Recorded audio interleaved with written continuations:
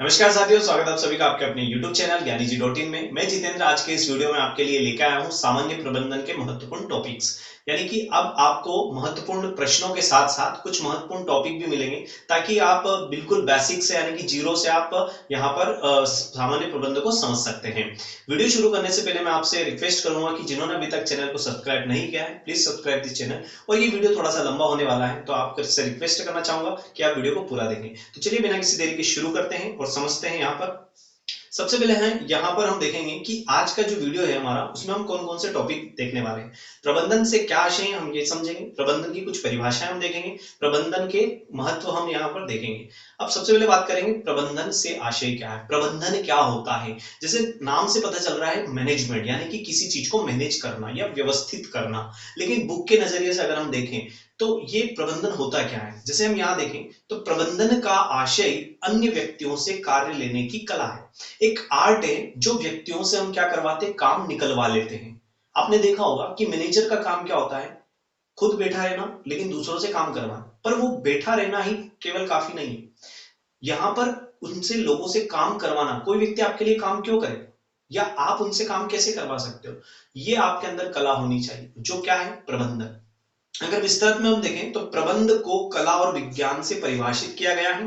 व्यावसायिक संस्थान की नीतियों के निर्धारण, क्रियाओं के समन्वय और नीतियों के क्रियान्वयन हेतु वैयक्तिक सामूहिक प्रयासों के नियोजन, संगठन, निर्देशन, अभिप्रेरण एवं नियंत्रण से संबंधित है। आपको समझ में आया होगा थोड़ा बहुत कि प्रबंध क्या होता है। अगर हम इसको बुक की लैंग्वेज से उठा करके अलग रूप में देखें, फॉर एग्जाम्पल आप पटवारी की तैयारी कर रहे हैं। अब पटवारी की आप तैयारी कर रहे हैं तो आपको पहले क्या करना होगा, अपने लक्ष्य का निर्धारण करना होगा। यानी कि आप क्या करोगे, आपने लक्ष्य निर्धारित कर लिया है कि आपको इस बार पटवारी क्लियर करना ही है। अब उस लक्ष्य निर्धारित करने के बाद आपको पूर्वानुमान लगाना होगा। यानी कि आप पूर्वानुमान लगाएंगे कि मुझे क्या क्या कैसे कैसे पढ़ना होगा। इसके बाद आप उन जो पूर्वानुमान लगाया है कि मुझे क्या क्या प्रॉब्लम आ सकती है, किस चीज को मुझे फेस करना होगा, ठीक है, कब कब मुझे टाइम मिलेगा, इन सब चीजों की आप क्या कर रहे हो, एक रणनीति बना रहे हो, एक प्लानिंग कर रहे हो। तो पूर्वानुमान आप लगाओगे, साथ में आप प्लानिंग करोगे यानी कि नियोजन करोगे। जैसे यहाँ पर दिया गया है कि नियोजन करना। फिर आप अपनी प्लानिंग के अकॉर्डिंग साधनों को एकत्रित करोगे कि आपको कहाँ कहाँ से पढ़ना है, कौन कौन सी बुक्स से पढ़ना है, कौन कौन के सब्जेक्ट की आपको बुक लगेगी, कौन कौन से राइटर की आपको बुक लगने वाली है। साथ में आप ये देखोगे कौन कौन सी वीडियोस हमें देखना चाहिए, कौन कौन सी वेबसाइट पे हमें जाना चाहिए और उनके टेस्ट परचेस करने चाहिए। तो ये सब आप क्या कर रहे हो, साधनों को इकट्ठा कर रहे हो, संगठित कर रहे हो। संगठन के बाद आपका रहता है कि आप निर्देशित करना, यानी कि आप खुद को डायरेक्ट करोगे, निर्देश दोगे, दिशा निर्देश दोगे, मुझे ये करना चाहिए, अब इस चीज को पढ़ना चाहिए। इसके बाद आप समय समय पे अपने आप को क्या करोगे, मोटिवेट करोगे, अभिप्रेरित करोगे। कि कभी कभी क्या होता है कि अगर टेस्ट में कम नंबर आते हैं तो हम थोड़े से डिमोटिवेट हो जाते हैं। तो कभी कभी आप अपने आप को क्या करोगे, मोटिवेट करोगे। मोटिवेशन के बाद आप समय समय पे अपने आप को कंट्रोलिंग भी करोगे। तो ये जो प्रोसेस है आपकी, आपके खुद के लिए, इसको हम सेल्फ प्रबंधन बोलते हैं, यानी कि सेल्फ मैनेजमेंट बोलते हैं। तो आपको क्लियर हो गया होगा कि मैनेजमेंट क्या होता है। मैनेजमेंट एक प्रकार से एक केवल एक कार्य नहीं है, एक प्रबंध एक छोटा सा कार्य नहीं होता है। प्रबंध को हम प्रक्रिया बोलते हैं, एक प्रोसेस बोलते हैं, जो स्टेप बाय स्टेप होता है, ना कि एक साथ हो जाए। कोई भी कार्य एक साथ हो जाता है या एक ही बार में हो जाता है, लेकिन प्रबंध मात्र एक कार्य नहीं है, वो एक क्या है, एक प्रक्रिया है, प्रोसेस है। जैसे आपको दिख रहा होगा यहाँ पर कि ये मैनेजमेंट, और मैनेजमेंट जो करता है उसे हम क्या कहते हैं, मैनेजर कहते हैं। जैसे ये व्यक्ति कौन है, मैनेजर है, और ये क्या कर रहा है, इन सभी व्यक्ति या व्यक्तियों के समूह से काम निकलवा रहा है। अब इसको थोड़ा सा इसके स्पेल्स हम समझने की कोशिश करेंगे कि प्रबंधन क्या होता है। जैसे कि यहाँ दिया हुआ है मैनेजमेंट। अब मैनेजमेंट को तीन पार्ट में यहाँ पर बांट दिया गया है, मैनेज, मैन और टी। टी मतलब टैक्टफुली, मतलब होता है चतुराई से। जो व्यक्ति चतुराई से लोगों से काम निकलवा लेता है उसे हम क्या कहते हैं, मैनेजर कहते हैं, या उस कार्य को हम क्या कहेंगे, मैनेजमेंट कहेंगे। आई होप कि आप लोगों को मैनेजमेंट समझ में आ गया होगा। आगे चलते हैं और समझते हैं कुछ परिभाषाओं से। यहाँ पर प्रबंधन की कुछ परिभाषा, हमने कुछ विद्वानों की परिभाषाएं ली जिन्हें हम देखेंगे, क्योंकि कुछ क्वेश्चन आपके परिभाषाओं से संबंधित हो सकते हैं। सबसे पहले हम बात करेंगे हेनरी फेयोल की। हेनरी फेयोल जो कि एक विद्वान है, इन्होंने प्रबंधन के बारे में क्या कहा है, तो प्रबंधन करने का अर्थ पूर्वानुमान, नियोजन, संगठन, निर्देशन, समन्वय और नियंत्रण करना है। मैनेजमेंट क्या है, पूर्वानुमान लगाना, नियोजन करना यानी कि योजनाएं बनाना, संगठन करना, ऑर्गेनाइजेशन करना, चीजों को इकट्ठा करना, जिसमें मानवीय भौतिक संसाधन को हम इकट्ठा करते हैं, निर्देशन करना, उनको डायरेक्शन देना, उनको काम देना, समन्वय यानी कि उनमें तालमेल बिठाना और नियंत्रण करना। बाद में आखिर में आता है हमारा कंट्रोलिंग। अगर हमने ये सारे काम किए और कंट्रोलिंग पे हमने ध्यान नहीं दिया तो हमारा मैनेजमेंट वहीं फेल हो जाएगा। नेक्स्ट यहाँ पर देखेंगे, लारेंस एप्पल ने यहाँ पर कुछ लिखा है। उनके अनुसार प्रबंधन क्या है? तो प्रबंधन मनुष्यों का विकास है, न कि वस्तुओं का निर्देशन।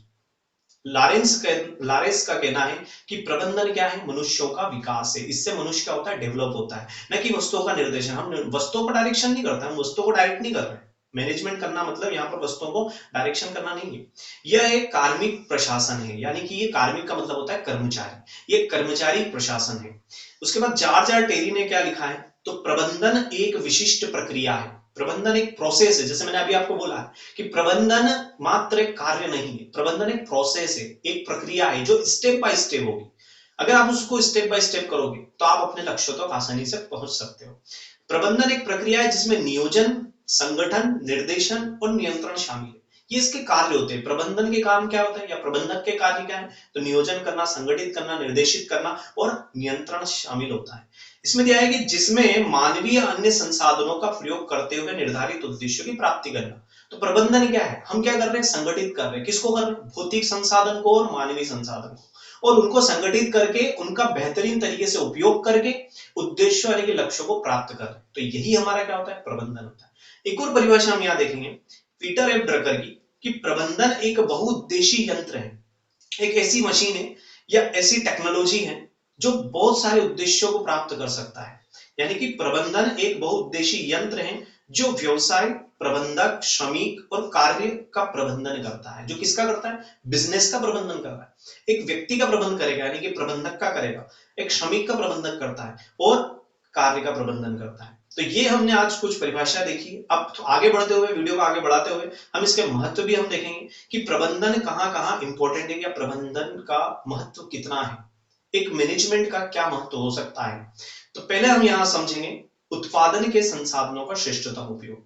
आप मैनेजमेंट को महत्वपूर्ण अगर समझना चाहते हो तो आपको ये समझना होगा जो संसाधन आपने इकट्ठे किए क्या आप उनका सही इस्तेमाल कर रहे हो। आप पटवारी की तैयारी कर रहे हो तो आपने कई बुक्स अरेंज कर ली होगी, आपने कुछ वीडियोस अरेंज कर लिए होंगे, या आपने कुछ चैनल को सब्सक्राइब कर लिया होगा कि मुझे यहाँ से पढ़ना है। आपने कुछ वेबसाइट से जाकर के टेस्ट भी परचेस कर लिए होंगे। लेकिन आप इन सब संसाधनों का आपने इकट्ठा तो कर लिया है, लेकिन क्या आप ठीक तरीके से इनका इस्तेमाल कर पा रहे हो या नहीं कर पा रहे हो? तो ये डिसाइड करेगा आपका मैनेजमेंट। अगर आपको मैनेजमेंट अच्छा आता है तो आप इनका सदुपयोग करके अपने लक्ष्य तक पहुंच सकते हैं, यानी कि आपका लक्ष्य क्या? पटवारी बनना।